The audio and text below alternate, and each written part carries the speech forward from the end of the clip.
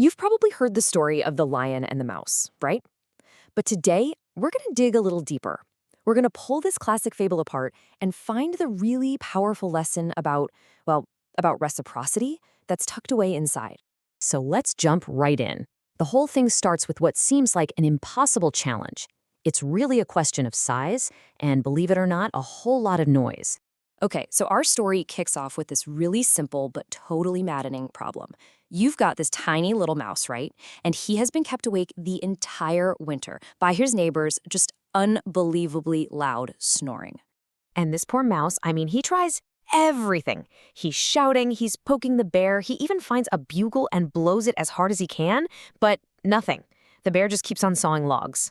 So, totally desperate and sleep-deprived, his friends finally give him an idea. They say, look, you need to find the one creature in this forest with a roar loud enough to fix this for good. So you can imagine this terrified little mouse creeps up to the lion, the king of the whole forest, and he makes this really logical, really humble request. He's not asking for pity, he's appealing directly to the one thing only the king has, that incredibly mighty roar. But the lion, he is completely unimpressed. He just dismisses the mouse with total arrogance. He sees absolutely no value in helping someone he thinks is, and this is a direct quote, not even big enough to be considered snack size. To the lion, this whole thing is just a massive waste of his royal time.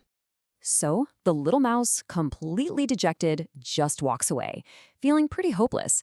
But, this is a fable. And the story is about to take let's just say, a very sharp and very itchy turn. And it doesn't take long. A little while later, as the mouse is walking home, who does he stumble upon? The very same lion. Only the king isn't looking so composed anymore. Not majestic, not intimidating at all. And this is where we see a total flip of the power dynamic. The mouse finds the mighty king in this, private moment of just absolute humiliating discomfort. He's desperately trying to scratch this maddening itch, and he's really hoping nobody is around to see him looking so silly.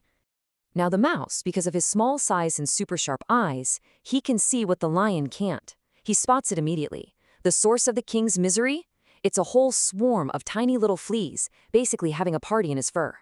So yeah, the tables have completely turned.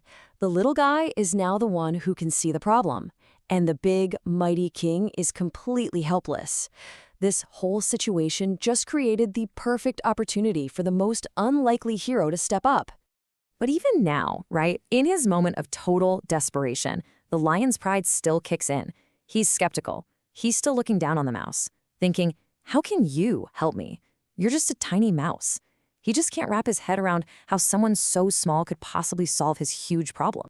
But the mouse just ignores the rude comments. He bravely jumps right onto the lion and starts this incredibly difficult and, frankly, dangerous job of getting rid of every single flea. The lion is just going nuts, thrashing around. He even dunks himself in a lake and shakes himself dry, almost drowning and crushing the poor little mouse in all the chaos. Finally, once the very last flea is gone and that awful itching stops, the lion, who is deeply embarrassed by now, has this moment of clarity. He finally gets it. He understands his mistake, he swallows his pride, and he gives the mouse his genuine, heartfelt thanks. And this next part just brilliantly shows how much the lion has changed. Keeping his new promise, he goes with the mouse to the bear's cave, takes a deep breath, and lets out a roar so powerful it literally shakes the stone floor. And the bear? Well, you can imagine. He wakes up instantly. So look, the big takeaway here isn't just that the bear woke up and the mouse could finally get some sleep. That's great for him. But the real point is the profound principle that made it all possible in the first place. This whole fable is just a perfect illustration of one big idea: reciprocity. Think about it. The mouse offered to help when he had absolutely no reason to, solving the lion's embarrassing problem. And in return, the lion used his incredible strength to solve the mouse's problem. A kindness was given, and a kindness was returned. A debt was paid.